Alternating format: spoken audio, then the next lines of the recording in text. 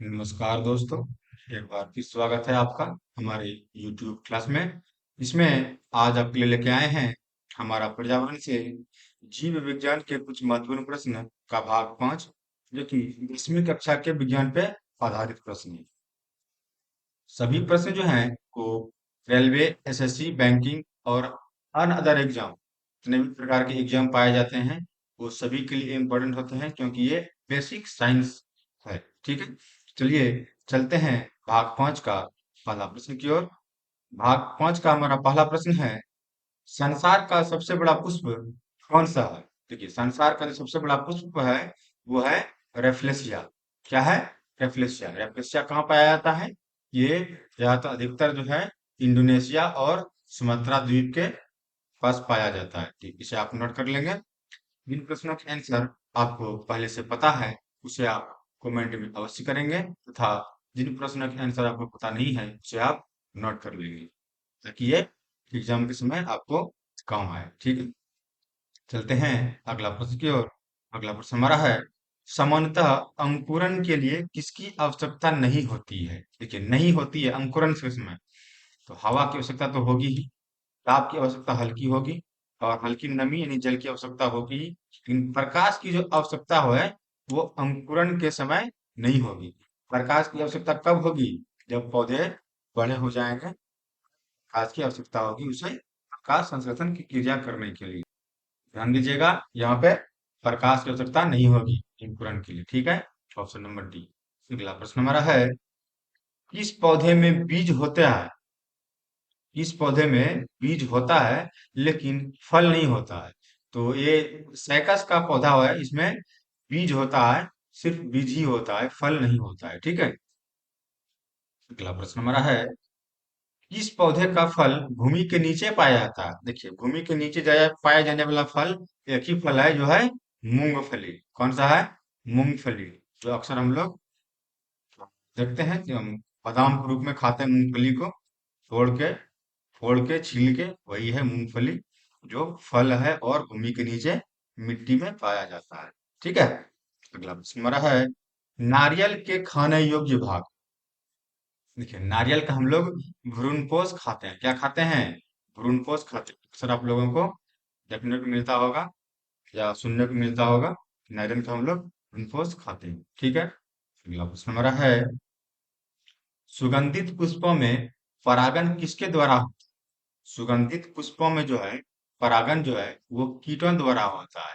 कीट आते हैं, बैठते हैं उसके पैरों में जो लग के, हाँ, उससे परागन होती है। ठीक है, अगला प्रश्न हमारा है, अनिश्चय अनिषेक जनक फल। हाँ, अनिषेक जनक फल, अनिषेक जनन फल प्रायः किसमें दिखाई देती है? अनिषेक जनन फल जो है वो प्रायः अंगूर में दिखाई देती, किसमें देती है? अंगूर में दिखाई देती है। ठीक है, अगला प्रश्न हमारा है, तना काट आमतौर पर किसके प्रबंधन के लिए प्रयोग किया जाता है? तना काट आमतौर पर, ये तो गन्ना के लिए अक्सर पता होगा, जितना गांठ उतना जड़ पाया जाता है। तना काट आमतौर पर गन्ना के लिए प्रबंधन उपयोग किया जाता है। ठीक है, अगला प्रश्न हमारा है, निम्न में से किस एक की खेती पौधे का प्रतिरोपण करके की जाती है? पौधे का प्रतिरोपण करना होता है, क्या होता है? सोयाबीन नहीं, sorghum, क्या, पका नहीं, मक्का नहीं, प्याज का जो होता है पहले इसको इसको क्या बोलते हैं, बीज को बोते हैं, हल्की हल्की पौधा होती है तो पौधे को उखाड़ के फिर पौधे को अलग अलग लगाते हैं। तो ये खेती का क्या हो रहा है? पौधे का प्रतिरोपण हो रहा है, दो बार हो रहा है। एक बार बीज तैयार करने के लिए और दोबारा बीज से प्याज प्राप्त करने के लिए। ठीक है, अगला प्रश्न हमारा है, एक सत्य फल परिवर्तित होता है। सत्य फल जो है वो परिवर्तित कैसे होता है? वो अंडाशय से। कहाँ से होता है? अंडाशय से। और असत्य फल भी होता है, असत्य फल भी होता है। ठीक है, वो अलग अलग टाइम पे, चलिए आपको अगर नीचे मिल सकता है। सत्य फल अंडाशय से होता है। ठीक, अगला प्रश्न हमारा है, निम्न में से कौन सा एक कूट फल होते हैं? देखिए, कौन सा एक कूट फल होते हैं? तो कूट फल इनमें से एक सेब होते हैं। क्या होते हैं? सेब है, कूट फल होते हैं। अगला प्रश्न हमारा है, सर्वाधिक महत्वपूर्ण भोजन किससे उत्पन्न होती है? सर्वाधिक महत्वपूर्ण भोजन जो है वो फलों के द्वारा उत्पन्न, ये ऑप्शन नंबर सी। ठीक है, फलों द्वारा। अगला प्रश्न हमारा है, चावल का दाना क्या है? चावल का दाना एक एक बीजीय फल है। क्या है? चावल का दाना एक बीजीय फल है। ठीक है। अगला प्रश्न हमारा है, नाशपाती का कौन सा भाग खाया जाता है? नाशपाती का जो है ये गूदेदार पुष्पासन, ये आपको पता होगा। अक्सर जो भी थोड़ा सा ध्यान दिए होंगे या जो भी थोड़ा हल्का फुल्का पढ़े लिखे होंगे उसे ये पता होगा कि नाशपाती का जो है गूदेदार पुष्पासन खाया जाता है। ठीक है। नारियल का भ्रूणपोष खाया जाता है। ठीक है, ये सब ध्यान रखना है, अक्सर एग्जाम में पूछे जाते हैं। पूछे जाने वाला प्रश्न है तो हमेशा याद रखना है। अगला प्रश्न हमारा है, बीज किससे विकसित होता है? बीज जो है वो बीजांडों से, कहाँ से? बीजांडों से विकसित होता है। Option number B. अगला प्रश्न हमारा है, निम्नलिखित में से किसे वर्गकी का जनक कहा जाता है? देखिए, वर्गकी का जनक जो कहा जाता है, ये जिन्होंने पिछला पाठ हमारा किया होगा उसे पता होगा कि वर्गकी का जनक जो है उसे वो लिनियस को कहा जाता है। किसे कहा जाता है? लिनियस को कहा जाता है। Option number D. अगला प्रश्न हमारा है, वर्गीकरण की आराधी इकाई है। वर्गीकरण की आराधी इकाई है स्पीशीज। क्या है? स्पीशीज वर्गीकरण की आराधी इकाई है। ठीक है। अगला प्रश्न हमारा है, आलू किस कुल से संबंधित इकाई है? आलू जो है, आलू किस कुल का है? वो है सोलेनेसी। किसका कुल का है? सोलेनेसी कुल का है। इसे और एक चीज कहा जाता है, सोलेनेसी कुल में इसके पत्तियों के मतलब उसी भाग में हल्का कांटेनुमा कांटेदार दिखता है।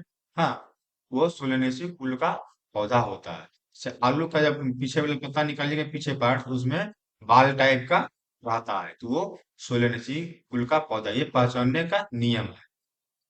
ठीक है। अगला प्रश्न हमारा है, कपास किस कुल से संबंधित इकाई है? कपास जो है मालवेसी, कपास में मालवेसी कुल का इकाई है। ठीक है, ऑप्शन नंबर ए। अगला प्रश्न हमारा है, बैगन किस कुल का पौधा है? देखिए, बैगन का कुल आ गया। बैगन का भी कांटेदार पत्ता होता है पीछे पीछे भाग में बाल की तरह, वो भी सोलेनेसी कुल का पौधा। ठीक है। अगला प्रश्न हमारा है, आम का वानस्पतिक नाम क्या है? आम का वानस्पतिक नाम आप लोगों को पता होगा, ये मैंगीफेरा इंडिका आम का वानस्पतिक नाम है। Option number B. अगला प्रश्न हमारा है, दलहन पौधे संबंधित होते हैं। दलहन संबंधित, देखिए, दलहन पौधे जो हैं वो होता है लेग्यूमिनेसी। क्या है? लेग्यूमिनोसी कुल से संबंधित है।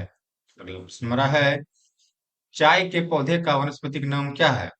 चाय के पौधे का वनस्पतिक नाम है थियासाइनेसिस। क्या है? थियासाइनेसिस चाय के पौधे का वनस्पतिक नाम है। अगला प्रश्न हमारा है, मटर पौधा क्या है? मटर का पौधा एक प्रकार का साग है, जिसे अक्सर गांवों में देहातों में इसे तोड़ के लाके, हाँ, पका के काट के खाया। ठीक है। अगला प्रश्न हमारा है, लौंग होता है एक, लौंग क्या है? जो लौंग हम लोग अक्सर खाते हैं, लौंग है शुष्क पुष्प कलिका, सूखा हुआ फूल की कली है। ठीक है, ऑप्शन नंबर ए। अगला प्रश्न हमारा है, फूल गोभी के पौधे का कौन सा भाग खाया जाता है? देखिए, फूल गोभी उसका तो पूरा खुद फूले खाया जाता है ना। पुष्पक्रम क्या खाते हैं? पुष्पक्रम खाते हैं। कोई भी ऐसा नहीं होगा जो फूल फेंक के डंडी खाता हो, सारा सारा पुष्पक्रम ही खाता है। ठीक है, तो ध्यान रखिएगा, फूल गोभी का पुष्पक्रम खाते हैं। नारियल का भ्रूणपोष खाते हैं। और और और गूदेदार किसका खाते हैं? आप लोगों को पता होगा। देखिए, जो जो बताएं आज का पाठ में उसे कम से कम याद रखना पड़ेगा। ठीक है। अगला प्रश्न हमारा है, पौधे के किस भाग से कॉफी प्राप्त होती है? देखिए, पौधे के जो जड़ों से है, पौधे के जड़ों से कॉफी प्राप्त होती है। ठीक है, ऑप्शन नंबर ए। अगला प्रश्न हमारा है, निम्न में कौन सा एक मानव निर्मित धान्य है? मानव निर्मित धान्य जो है वह है पितृ केल। क्या है? पितृ केल। Option number B. अगला प्रश्न हमारा है, विटामिन सी का सबसे अच्छा स्रोत है। विटामिन सी का जो है आंवला है, नींबू है। हाँ, लेकिन सबसे अच्छा स्रोत की बात बोल रहा है तो आंवला में सबसे अधिक मात्रा में पाई जाती है। Option number D. अगला प्रश्न हमारा है, तंबाकू की पत्तियां में होता है। तंबाकू की पत्तियां में क्या होता है? तंबाकू में निकोटीन होता है। क्या होता है? तंबाकू में निकोटीन पाया जाता है। आज के लिए इतना ही।